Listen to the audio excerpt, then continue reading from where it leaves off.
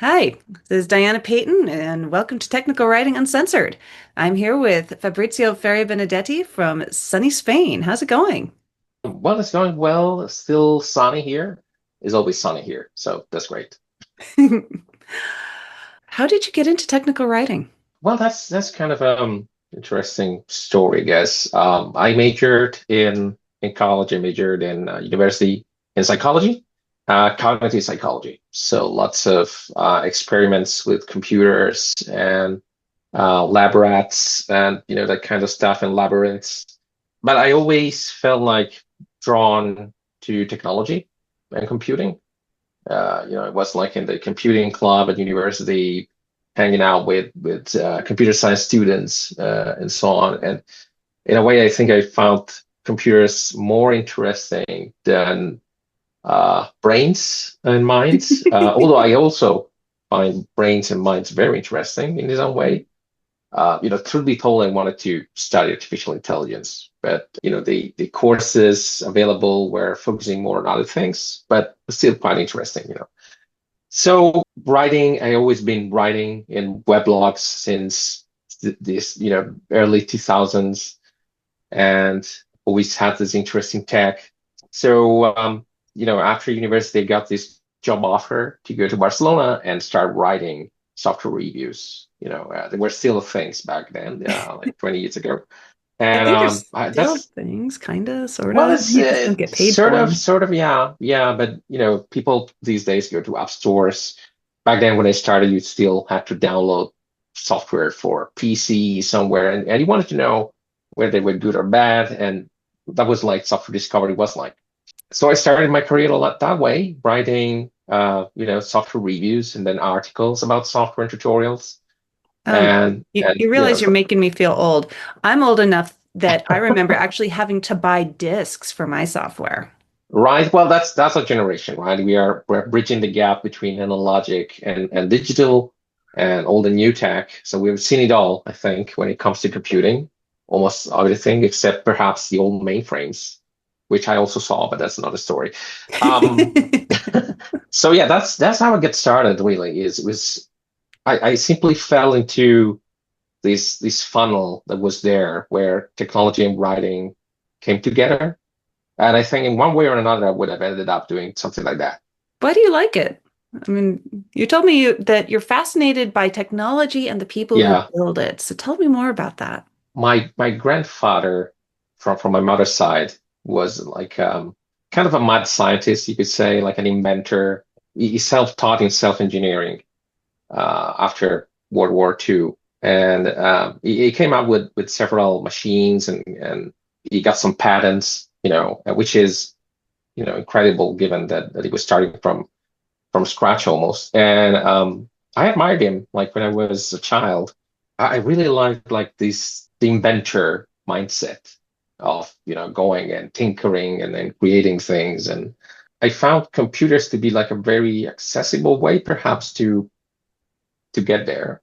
But at the same time, I realized that I'm not like the classic engineer type that struggle a bit with the human side of things or communication. It's a stereotype, of course, right? But we But it do know exists that for a reason. engineers, exactly, we do know that engineers sometimes struggle with the soft skills, they call them, which is kind of derogative, but I think they're actually I'm key skills, shocked to hear that some engineers struggle with soft skills. I'm going to right? fall over and die of not shock here. Right? It's quite a surprise, right?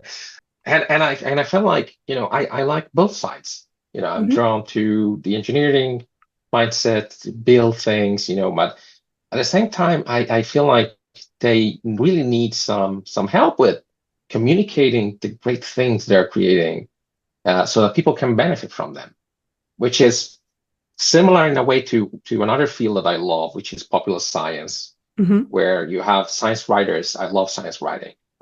It's very difficult, very, very different kind of things as well in some ways, but it shares the same spirit of let's bridge that gap, between everyday folks and the people who are building or researching things or whatever, because otherwise there's a divide there that really doesn't benefit science or technology. but it's always better to make those things understandable, and that's why I love it. It's people, it's tech, it's writing, it's all together mixed so that people can really benefit from beautiful inventions or learn how to use software to improve their lives. Yeah, it seems like there's kind of a theme here for you, bridging divides between two groups, between science and people, between technology and people, between engineers and lay people, and also between children and Apache. So Yeah, that I mean, you yeah, wrote a children's book to do that. yeah. Have you written any since, actually? Any sorry? So have you written more than one children's book or just the Oh one? no, no, just one, just that one, which was actually very very cool story. I presented at Write the Docs about it at Atlantic, Link in the and description, guys. my therapist would probably say that I'm trying to create this happy family and bring everybody together because that's how I feel good, everybody together happy. So perhaps you could say what I'm trying to do here is to really try to have everybody communicating and feel at ease with each other and not feeling that, oh, this product is trying to kill me or whatever, or the engineer feeling like people don't understand me and I'm gonna close, the ivory tower and leave the world outside. And, I don't like that. I like people to get together and talk and iron out differences, that sort of things. And that is a great segue to my next question, Huh. because so about psychology and technical writing. Since you've got this cognitive psychology degree, how have you found that expertise applicable on the job? How does it affect dealing with SMEs and other stakeholders or your readers? In general, notions of psychology will help you understand, for example, what might be the mood when people are communicating. It tells you like one thing I learned is interview techniques. Interview techniques. It's something that Hmm. psychologists and journalists, for example, learn together in a way with some differences, of course, but any training on interview techniques is immensely valuable for a profession like ours, where we play the detective and we try to uncover product truth. I would call it is, like what it really is about and what happened to get here. We want to know it all. So yeah, interview techniques is one, but also knowing how to take in feedback and knowing like where the feedback is coming from and like theory of mind is something that a psychologist usually is quite aware of, like trying to understand what the mental state of the person you're talking to might be, and that helps sometimes also in solving conflicts and conflict resolution. Sticking with that theme of bridging divides, you speak four languages, which is at least super impressive to me. Maybe it's not a big deal over in Europe, but how does that shape your communication style? Well, first of all, it helps a lot when you're working in a remote company with folks from all around the world. So I have several colleagues who speak Spanish, and I can speak Spanish to them. Same for Catalan, Italian. It helps in the sense that I think it reaches their brain faster. So Mhm. there's definitely an advantage. The other side, I think, is that I think all speakers of English as a second language, which is my case, treat English perhaps more as almost like a programming language. I think it's harder actually for a native speaker, what is called a native speaker, to get some of the bits that are part of their everyday speech outside of the writing. It takes like a different kind of training. For us who learn English as a second language, perhaps we get like to use the language in a more structured, almost mechanical way sometimes. Like, we follow certain recipes, certain patterns. And at the same time, what sounds perhaps strange to foreign ears. And that helps when it comes then later to localization, you know. Yeah, and being a native English speaker is helpful sometimes because you've got the ear Yeah, and know when it sounds weird, but you can't always articulate why. And you kind of also yeah. become inured to all of the weird stuff that English does. So, Indeed. so what do you think it is important to focus on as a technical writer? Very good question. I recently wrote a blog post on how to write quickly, Hmm. which, to my surprise, was the reaction to that post were quite positive. I expected like more backslash, like, oh, but accuracy, oh, this and that, Hmm. which might be true for certain sectors. Like if you're writing a manual for a drug or a missile, you probably want to be like very accurate and have like several review loops. But we're talking about software, which is by definition broken. Software Hmm. is almost always broken. There's no way of solving that. So to answer your question, one of the first thing is efficiency. Like we want to write docs as fast as possible while retaining as much quality as possible. And that quest for velocity, not at all costs, of course, but will unlock other interesting streams of work like, am I using the right tools? Is there anything I could improve in the way I gather information or I plan for documentation work? So velocity is one of those things I think writers should focus. Another one is depth. So which seems a bit at odds with velocity, but I think velocity means that you are dealing with the work you have to do every day as fast as possible, and that should free time to think more, to think deeper about your work, your profession, what it means to be a technical writer, etc. I think that's very necessary these days, especially now that we have LLMs and AI kind of, menacingly looming over our work. But yeah, it's essentially velocity on one hand, depth on the other, so that we can, we have that time to think about what we're doing. What should a technical writer not focus on? I think more than focus, I would say obsess. And I think it's very easy for a tech writer to obsess over things. Um, I think tech writers should not obsess or over focus on, for example, tooling, like Hmm. which tools you're using, the standards more than the tooling. Like you should not obsess over data as being the answer to all the things or Markdown or any other standard. You should be quite eclectic and open to change the stack you're using, because it doesn't matter that much. It's just an enabler. Hmm. We should not obsess too much over style. Style is important, of course. We want, consistent language, but like being too prescriptive is something that might make somebody happy when they're playing the reviewer or the editor, but it just alienates folks, especially contributors that from outside. So we have to be always try to be kind and empathetic when people come and write docs, and it's already like a big effort they're doing. And it's tempting to play the teacher and go with the red pencil and strike words, but we should not exaggerate that side of things. And focus, well, those are the two topics that come up to my mind right now, but perhaps more will surface when we talk. Oh, here's one for your psychology bin. I actually took a book editing class, and one of the things they told us is never ever use a red pen or pencil because it'll make Right? the writer feel bad. Use pink or purple or anything but red. Exactly.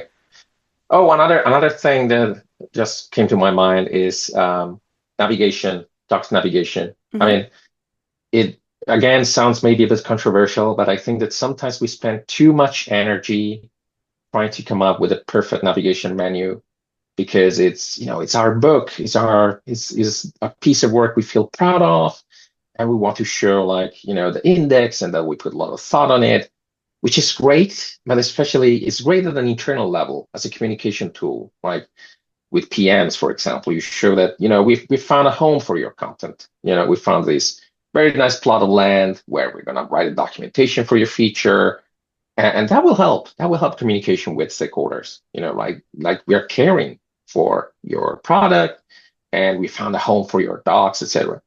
Externally, it matters more as a fallback when search doesn't work, either organic search or in-product search, which is becoming more and more important these days, especially with AI-powered search.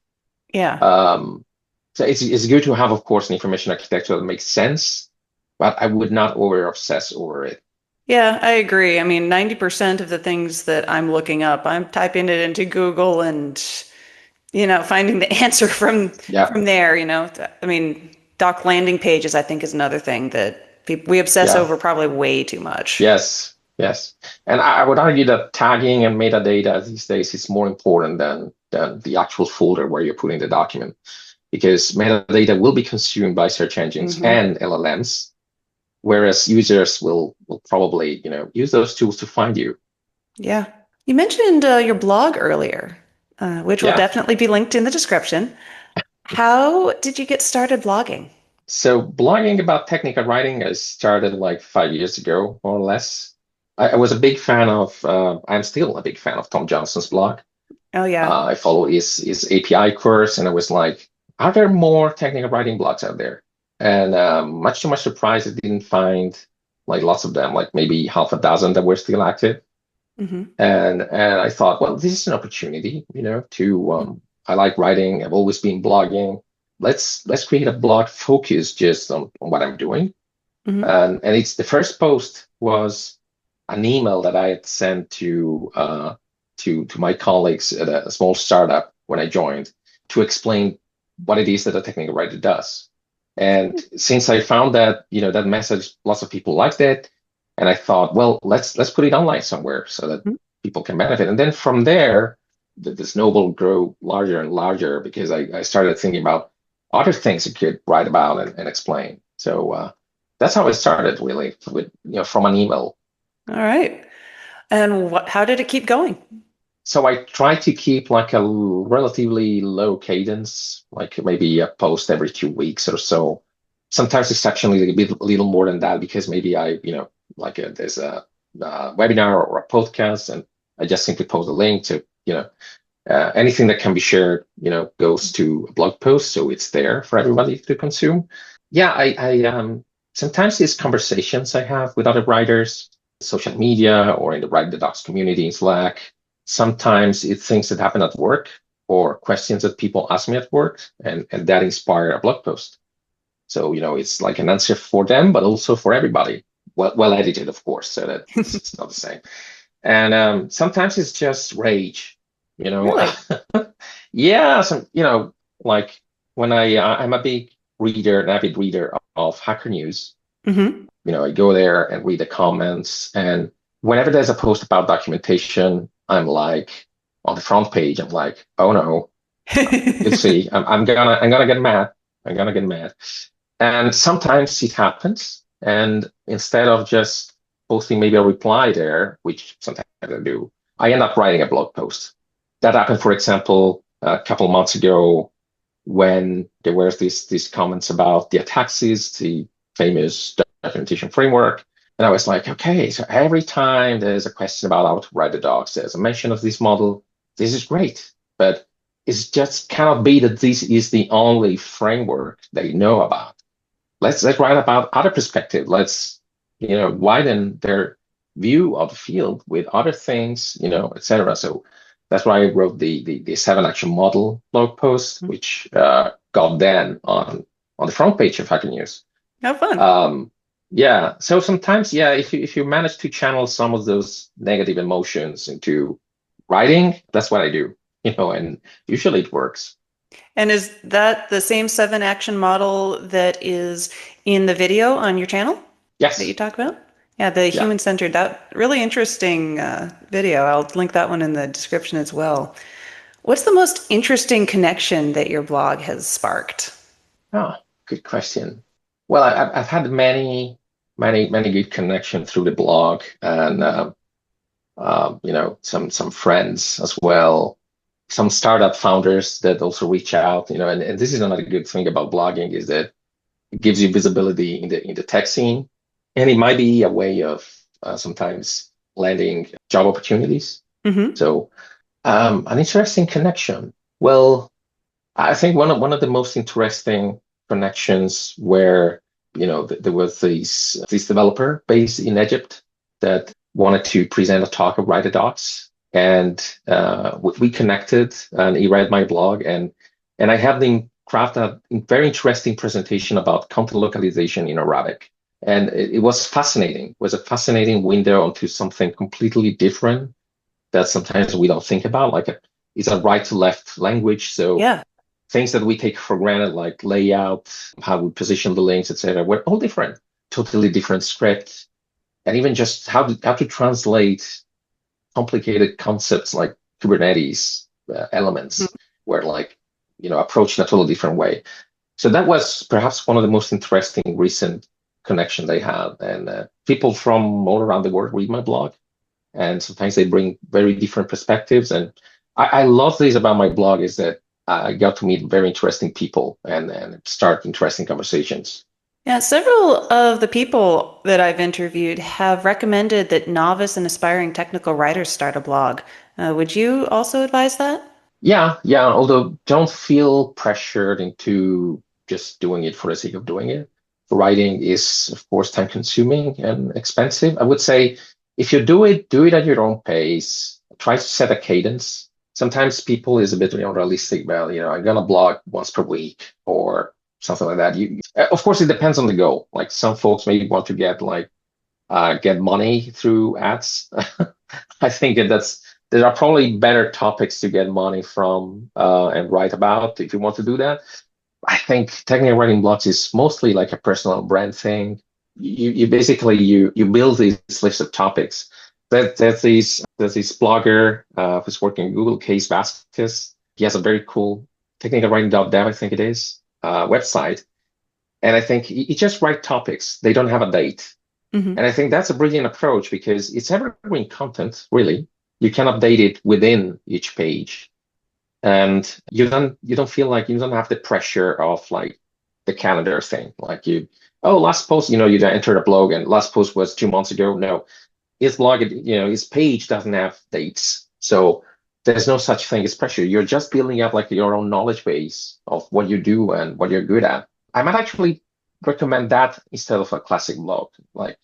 Build up your own knowledge base, which is better than a portfolio because portfolio also feel like a little fake to me.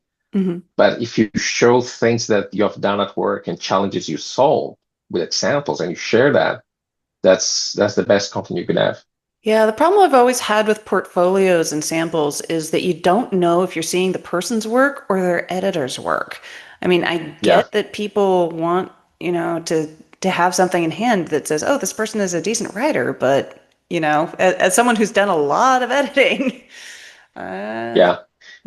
And when it comes to portfolios, I much prefer I've seen some design portfolios where they present you the work they've done, but mhm. they also explain the process to get there, and what were the challenges and maybe even like intermediate drafts. That's great because it really shows how you did it and what you went through. And it's way more authentic and interesting to read than just the actual deliverable. Yeah, for sure. So, you mentioned at one point that you play video games in your spare time, Oh particularly yes. old games. Why old games? And which ones? So I'm addicted to Civilization 2. Two, Um, really? I'm playing six right yeah, now. from 90, I think it's from 1989 or Hmm. 1990.